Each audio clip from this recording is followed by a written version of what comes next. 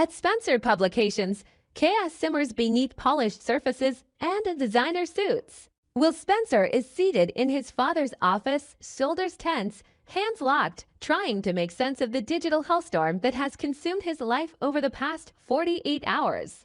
Anonymous messages, vague threats, and a steady trickle of rumors have pushed him to the edge.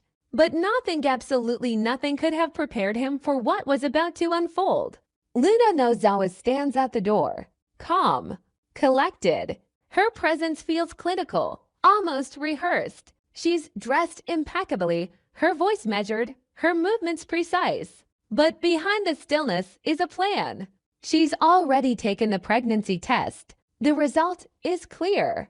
Positive. The child is Will's. And now she's ready to use that truth for leverage it out of spite, but survival. She's done playing along with Spencer Power Games and Forrester Image Management. She wants freedom.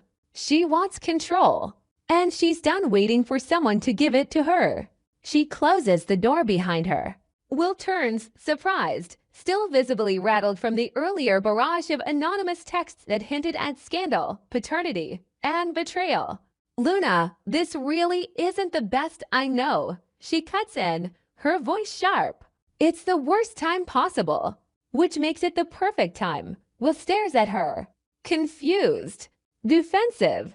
What are you talking about? She steps forward slowly, reaching into her purse. Her hand produces an envelope. Inside it sits a folded paper, stamped and dated. I took a test, she says quietly. It's real. It's happening. I'm pregnant. The words land with a thud. Will blinks, trying to process, trying to breathe. You're sure? I've known for days, and you didn't tell me. I needed to know what kind of man you'd be if everything fell apart. She tosses the envelope on the table. Now I know. Will's heart is racing. Luna, you don't have to do this now. Not like this. I do, she replies. Because I'm not just telling you. I want you to tell him. Will pales. He knows exactly who she means. And before he can protest, the door opens again, timed perfectly, as if Luna had arranged the moment in advance. Will Spencer walks in, phone in hand, mid-conversation, barking out orders to some executive. He stops short when he sees Luna. What the hell is this? Luna turns to face him, steady. I'm carrying your grandchild, Mr. Spencer. Silence. Total and complete. Bill's eyes narrow. His jaw clenches. Come again. Will stumbles forward, trying to contain the eruption before it begins. Dad, I didn't know she was this. Isn't how I wanted to tell you. Bill looks at his son. Then Luna.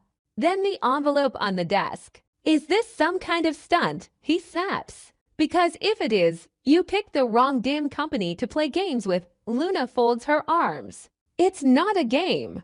But it is a negotiation. Will groans. Luna, she doesn't back down. I want my freedom. I want legal protections. I want immunity from whatever PR disaster you and Forrester are scrambling to contain.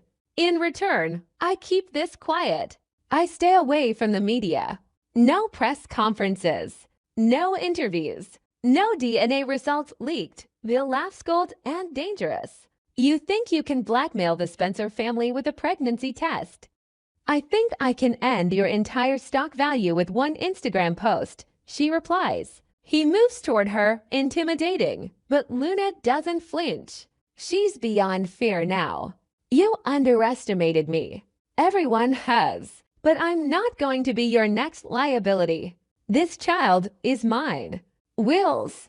And unless I get full control of what happens next, I'll give the public a story even you can't spin. Will intervenes. Dad, please. Just listen to her. But Bill's already pulling out his phone again. I want Justin in my office now, he growls. And get Carter Walton on the linono. Scratch that. I want Ridge Forrester in my crosshairs by the end of the day. Outside Spencer Publications, the first whispers are already spreading. Luna's name is being dragged into forums, TikTok drama pages, and anonymous leaks. Someone is pushing the scandal forward. It's not Luna, but someone wants this to go nuclear. Inside Forrester Creations, panic is setting in. Rich calls an emergency meeting. Brooke is fuming. Eric is confused. Steffi wants containment. Hope fears fallout. They all know the connection between Luna and the Forresters isn't just a footnote, it's a powder keg. Hope warns Ridge, if Luna exposes this to the public and Spencer retaliates, Forrester could be complicit in covering up the pregnancy of a staff member tied to their brand. The optics are disastrous. The legal ramifications worse. Back at Spencer, Justin Barber arrives. Bill lays it out fast. He wants every legal angle covered. Paternity, custody, NDAs, press suppression, surveillance, everything. Will tries to slow him down, tries to argue that this isn't war, but Bill isn't listening. Not this time. His son is under fire. And Bill Spencer only knows one response to fire: more fire. Meanwhile, Luna meets secretly with someone unexpected. Buckingham. Paris has always had a complicated history with the Forresters, the Spencers, and Luna herself. But she has something Luna doesn't: access, files, records, and one particular folder's original paternity DNA resulted in a way before Luna even got her hands on the test copy. Paris lays it out. I know what you're trying to do, and I respect it. But you're not the only one playing this game. What are you saying? Luna asks. I'm saying someone else already has the original test results, and they're waiting for the perfect moment to drop it. Luna goes cold. Who? But Paris shakes her head. I don't know. Yet. But when it hits, it won't be on your terms. At Forrester, Steffi receives an encrypted email. She opens it cautiously. Attached is a scanned image of a DNA test, the original. With one note: you think you control the scandal. Think again. Tick-tock. Ridge sees it. Brooke sees it. Panic spreads. Who has this? Brooke demands. But no one answers. The enemy isn't visible. The weapon is already out there. By nightfall, all sides are in lockdown. Bill threatens Luna with a lawsuit if she breathes a word. Luna refuses to back down. Forrester drafts a statement of support for Luna in case the story leaks, but behind closed doors, they're already drawing up termination papers. Will is torn. He wants to do the right thing, but he's under siege from his father, the press, and his own guilt. Luna, she's playing a long game. She doesn't want money. She doesn't want fame. She wants the right to make decisions about her child, her future, her name without being dragged through corporate mud. But the clock is ticking.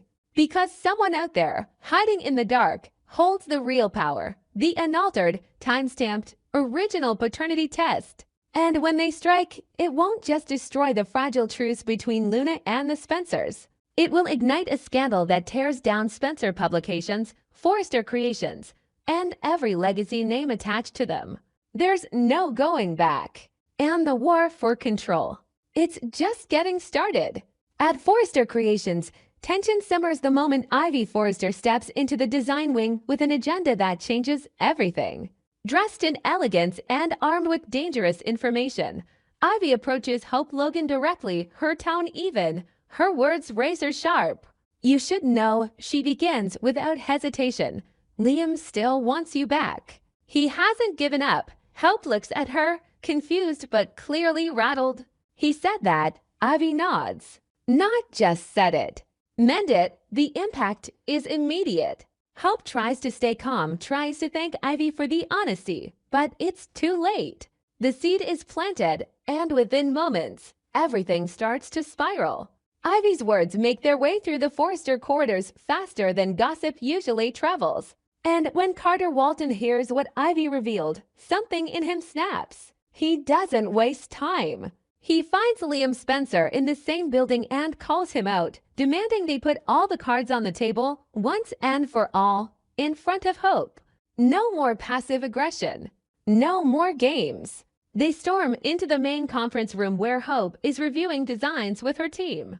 She turns, surprised to see both men at once. Carter speaks first. You need to hear this from both of us, not from Ivy, not from whispers. Liam steps up.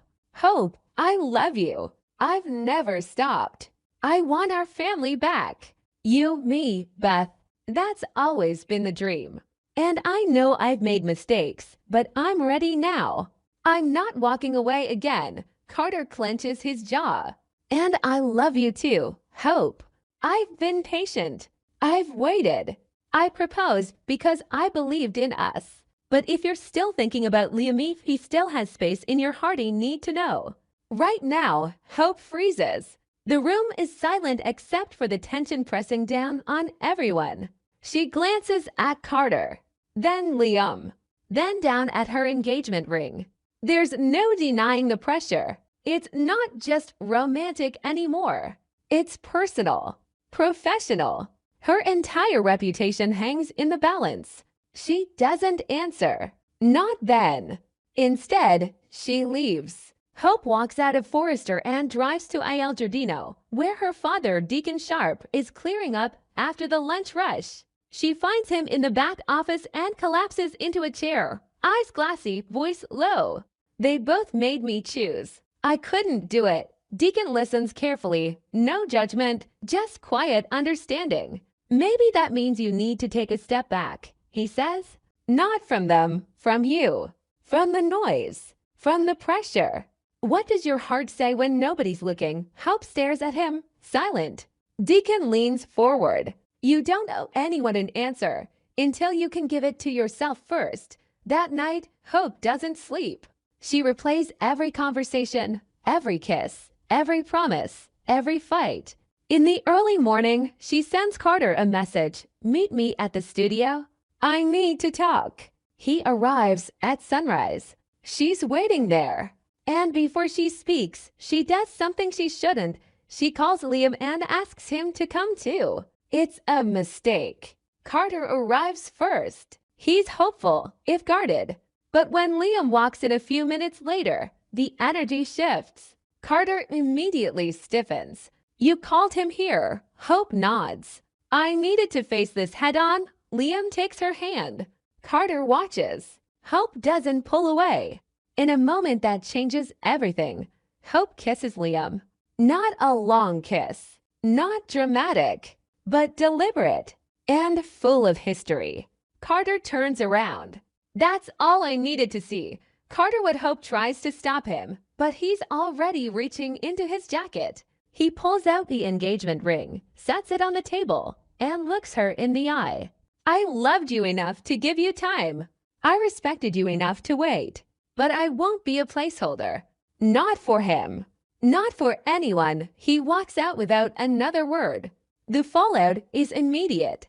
Within hours, Forrester Creations is in damage control. Someone leaked backstage security footage from the studio capturing the kiss between Hope and Liam. It wasn't supposed to be recorded, but now it's viral. Fashion blogs are picking it apart. Gossip columns are framing it as the end of the HFTF era. The Forrester board calls an emergency meeting. Rich is livid. What were you thinking? You're the face of this brand. You don't kiss two men back to back like it's a reality show. Brooke tries to defend her daughter, but even she can't spin it. There's press outside the building. Steffi snaps. We're already losing sponsors. Buyers are backing out. Hope is called into the boardroom. Alone. No legal counsel. No PR. Just senior executives. Ridge, Steffi, Eric, Brooke, and Carteries, even Carter. They demand answers. Hope apologizes. Says she let emotion take over. That she never intended for the moment to become public. That she didn't leak anything. But the damage is done. Carter remains silent for most of it. When asked for comment, he only says, my personal relationship with Hope is over. I wish her the best, but professionally, I expect accountability. Hope leaves the meeting without a clear resolution, but it's obvious. She's lost their trust. Her leadership at HFTF is under review. Her media appearances are canceled. Photo shoots postponed. She's not fired, but she's frozen. Liam comes to her apartment that night full of excitement, thinking they're finally getting a second chance. But when she opens the door, her expression says it all. You cost me everything, she says softly. Liam tries to argue.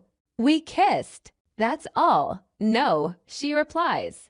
That wasn't just a kiss. That was a choice. And I made it without thinking, without considering the consequences. That's on me. But you were waiting, watching, and you let me fall into it. Liam's voice drops. What are you saying? I need space. From all of this, she closes the door before he can answer. And just like that, Hope is alone. No fiance, no boyfriend, no brand direction, just her name and the scandal attached to it. Back at Forrester, discussions begin about replacing her at HFTF. Ivy quietly steps into more meetings. Staffy is already pulling new concepts. The brand might survive, but Hope, she have to decide if she wants to keep fighting or walk away from everything. In one impulsive kiss, she set off a chain reaction she can't undo. And the next chapter, it's hers to write.